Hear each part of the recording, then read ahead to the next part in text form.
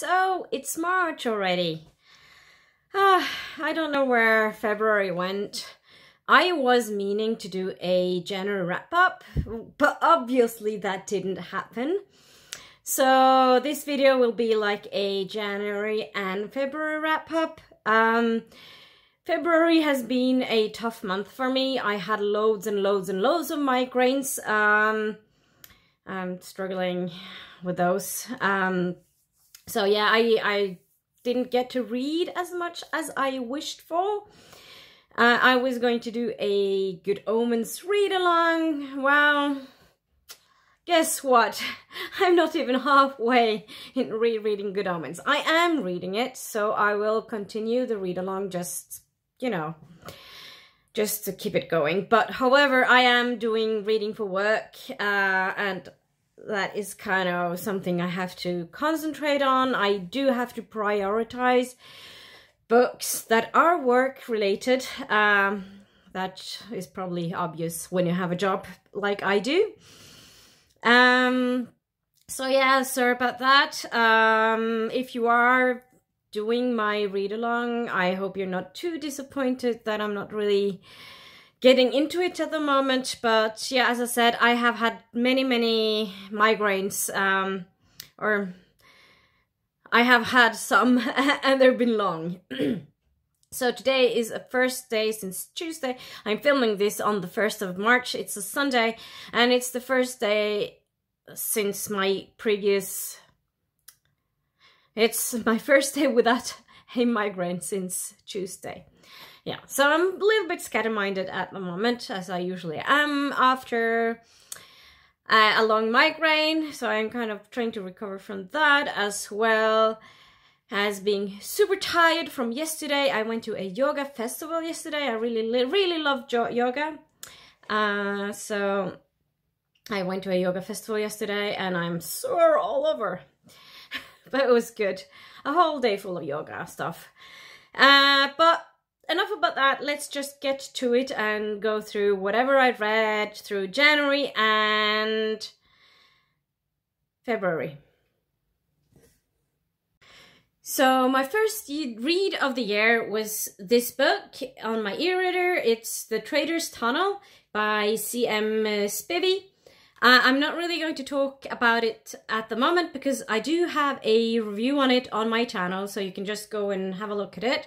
I can put a link to it in the description box. So that's The Traitor's Tunnel. Very hard to speak. The next book I read, it was this. It's a very thin little book, but it was a fun read. It's Penguins Hate Stuff that I got from a fellow book crosser. Can't remember exactly when. I think it was when there was a book crossing convention here in Oslo. So almost 3 years ago, I think. So it's been on my shelf for almost 3 years, which in my life is not too bad. But it's a really fun little book. It's humor, most definitely, about things that penguins hate, like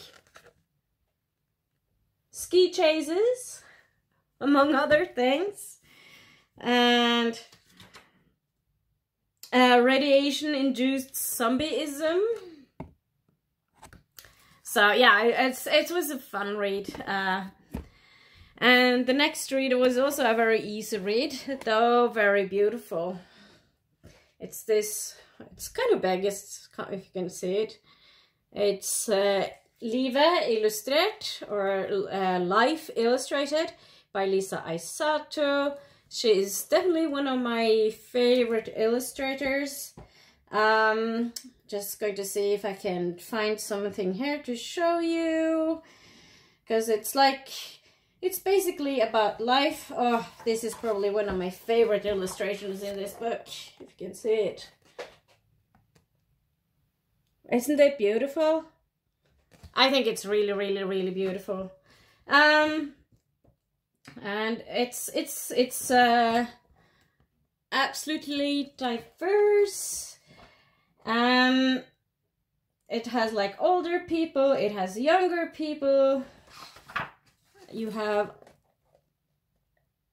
LGBTQ people. So yeah, a beautiful book, and a library book. And I actually have a lot of books on my shelf that I have read now, right at the moment, that are library books. Because I work in a library, it's easy access for me. The next book was this book, To All the Boys I've Loved Before. It's a book I've seen a lot of mostly on Instagram, to be honest. A lot of people seem to be loving it. Was it a good read? It was okay, but to be honest, not quite my cup of tea. Plus points for having a more diverse character, but it is in many ways super American and super cheesy, romantic. So high school. So yeah, not quite my cup of tea, and at times a little bit predictable in my opinion. But I'm glad I read it, because sometimes I will have young people asking me for like romantic reads, and then I can say that, okay, so you can read this, because it has been translated into English, into Norwegian, because I work in a public library in Norway, not in Oslo. And the next book I read was The Sun is Also a Star by Nicola Yoon. So this is also slightly more diverse than a lot of other books, but still quite romantic. I must admit, I'm not going to say what the ending is, but I must admit that I didn't really like the ending. It's like the very ending. I would have preferred it if it kind of left that out. But yeah, it's a okay read. I know that a lot of people really loved it, and I did enjoy it. I'm not going to say I didn't enjoy it, because I did.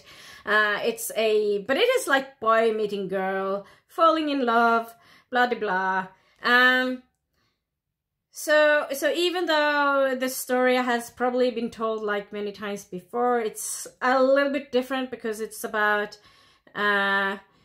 racism and things like that. So also good to, I'm glad I read it, because it's a good book to be able to give to someone who wants this kind of book, like Hopeless Love or something like that. My next read was something completely different. Klassen by Marte Spurkland. Klassen, the class. It's about a school teacher and her class, her students, and we follow them throughout a school year in Norway. And the focus is mostly on the students and their hindrances is what comes to my mind as an English word. I think there is a better English word, but I can't really think of it at the moment. This is me being post-migraine, very tired, and also having a slight cold. So language can be kind of difficult for me when it's like that. I forget words. It's the same in Norwegian. But yeah, they're like hindrances and struggles and things that kind of obstacles, and what kind of things they have in their lives that makes their life not as easy, so to say. So very interesting book. So it was, I think, did it win an award? I can't remember at the moment. And then I read the two first books in a trilogy that I'm really looking forward to read the last one in. So the first is Scythe by Neil Shusterman. It's a dystopian young adult book, and Scythe has been translated into Norwegian, so it's very handy for me in that way as well, because I can recommend it to the students who like that kinds of books, and that is also, sometimes they come to they come and ask for books in English, so it's also good to kind of know the books in English. But this book, we don't, in our library, we don't have it in English. We do have the Norwegian version though. We bought that. So it's about a society in the future where there are no disease, hardly any crime at all, and it's kind of governed by a computer. It kind of seems like a dictatorship by a computer, but not quite, if you understand what I mean. And so there's no illness, and since there's no like illness or no natural death, actually, they have to have someone to kill others to keep the population down. So this is the first book in the series, and there's a Scythe who takes 2 apprentices, Citra and Rowan. I'm really good at remembering names. No, I'm not. So he takes them as apprentices, and then there's a bit of a uproar. No, not uproar. Sorry, I should have done this video another day, but I'm not sure if I have time, because it's so busy these days. So yeah, there's a little bit misnøye. Oh god, I know this word in Norwegian, and then I can't remember it for the very life in English. But people, or the Scythes, the Scythe clan, the Scythedom, is that the word? I can't remember. I read these in January, so you know, it's been a long time. It feels like a long time. So yeah, so they're not very pleased about it. And then to kind of make it easier, he goes and kills himself. Or does he? Anyway, and then the 2 apprentices is sent to 2 different people and being taught. And there's a lot of intrigue and stuff, and there's also some like ethical dilemmas they're talking about. And then I read the Thunderhead, which is the main computer, the computer that kind of rules the world. At least the US, or the American, or I can't even remember what they call it. So this is about that. I'm not going to say anything about it because it'll spoil the first book if you haven't read it. I really enjoy these books, to be honest. And I am going to read the 3rd and last book in the trilogy, and I'm looking forward to doing that, but I'm not quite sure exactly when I'll have the time. But yeah, so these were the two first books in the trilogy. And then we're on to February. Even though I didn't have time to read as much as I wanted in February, I still did get to read quite a bit. However, as I said, I do a lot of reading that is related to my job. And that is very important to me, to read stuff that I can use when I work. And there are books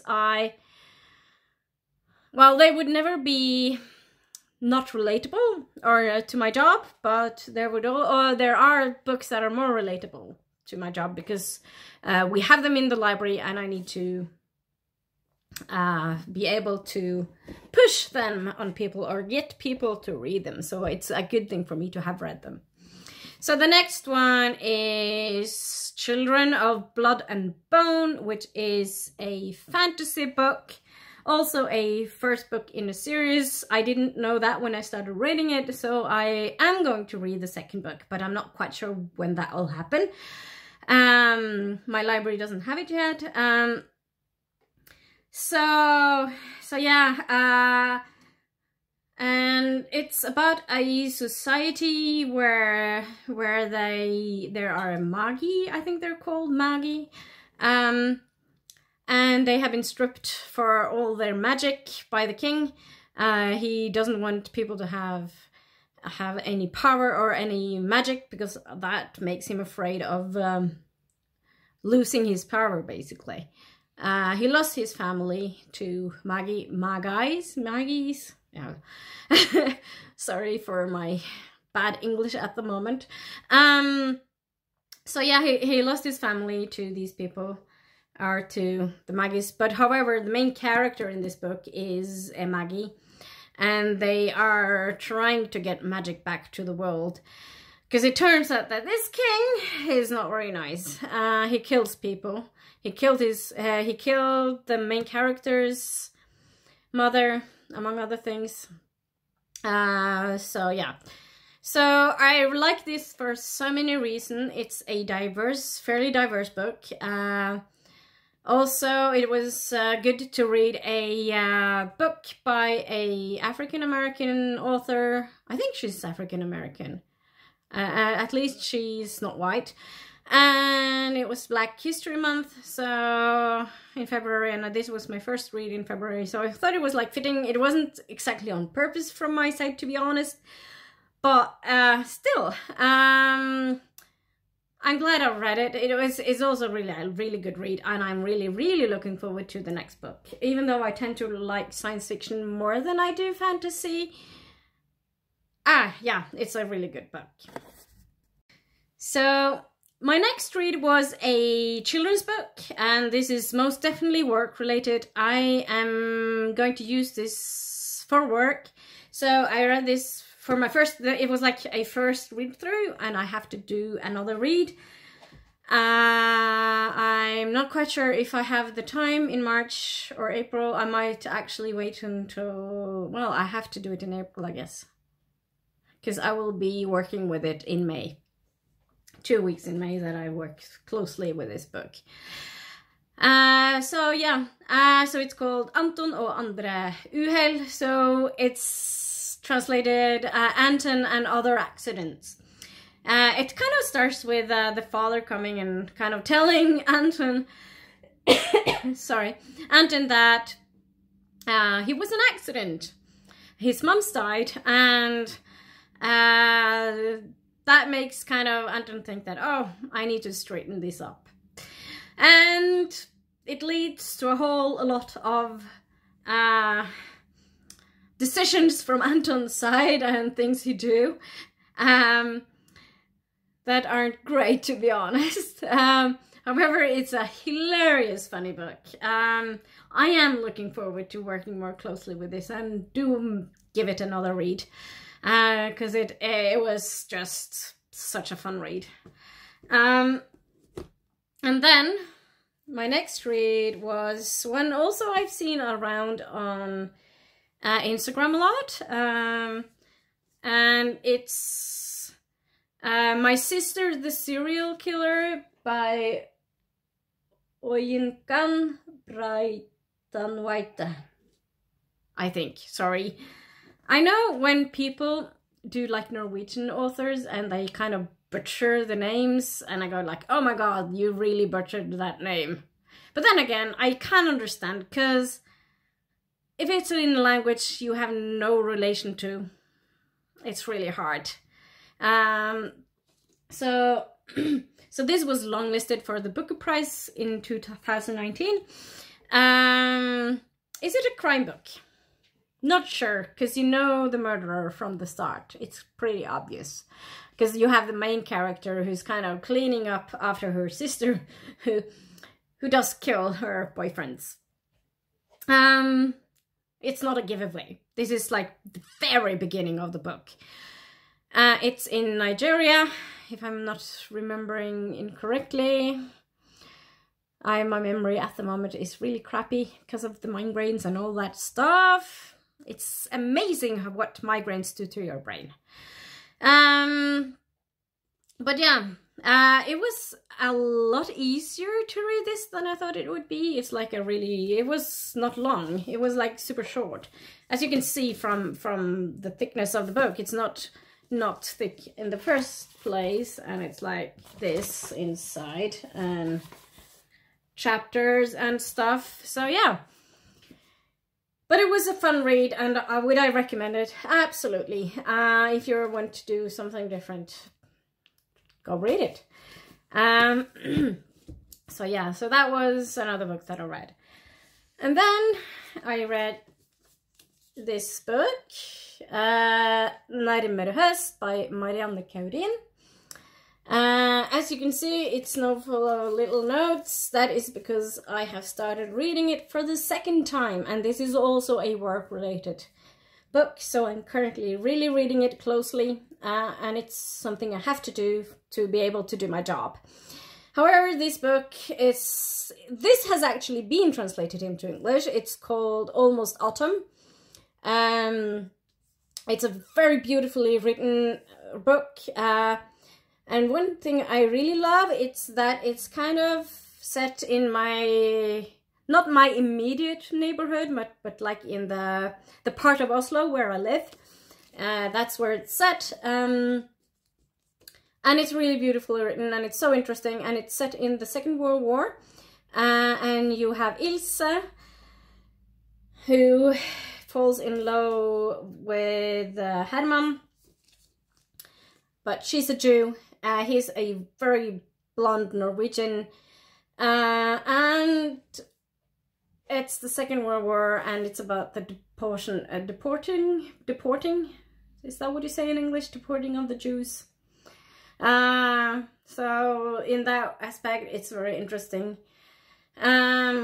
This part of history, to be honest, is familiar to me, very much so. My mum's uncle was among the people who helped people across the Swedish border, because they lived in the part of Norway where you could cross the border in the woods. And though there were like probably German soldiers there as well, it was easier. I wouldn't say it was easy, but it was easier than some other places because you could kind of cross. They knew the woods very well and could help people cross and escape the Germans. And into Sweden, that was supposedly neutral. That's another part of history that I'm not going to go into. But it has been like some interesting aspects on that. A really, really good read. I would highly recommend it. And it, as I said, it has been translated into English. Almost Autumn is what it's called in English. Marianne Kaurin. And since I'm doing this for work, I also read another book by Marianne Kaurin, Scythe. It's a very different book from the other one. This is a middle grade book, but it's also very good for my job. So this is about Ina, and Scythe is basically, a lot of people would say that they go to Scythe for their summer holidays in Norway, and that basically means like pretty much southern Europe, where it's like warmer than here. So her mom is unemployed, and there's also something else about her, and we don't really get to know it. I think it's because I don't know. I think it has to do with the whole aspect from my child's point of view. But she is in a class, and they're kind of going into where are you going to do for your summer holidays, and she says, I'm going to Sweden.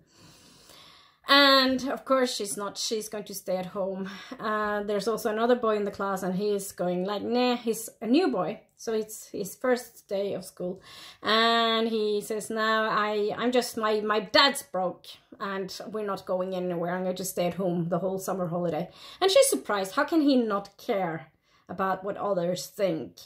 Because she, on the other hand, thinks a lot about what other people think. So she lies, and that, of course, doesn't end well at all. And not going into more details, it was a really, really good read. This would also be a really good book to work with middle grade students, in my opinion. And then I decided to do a really easy read, a really, really, really thin book. It was Snøstorm og Mandelduft. I don't know if this has been translated into English. It's originally a Swedish book called Snøstorm och Mandeldoft, I think. So this was a Norwegian translation of the book. Camilla Läckberg is the Norwegian. It's a closed room mystery inspired by Agatha Christie. Was it a great read? Not exactly a great read, but I did enjoy it. I had it was fun for me. Would I recommend it? I don't know. If you like this kind of thing, it's probably a fun read, like an easy, relaxing entertainment, because that is what I read it as. It's simply entertainment. And it's a really, really short book, so I thought it was like, okay, it's a good way for me to just like get another book in on my count, because I count books, and a book is a book is a book. So yeah, that's actually all the books that I've read in January and February. January was a really good reading month for me.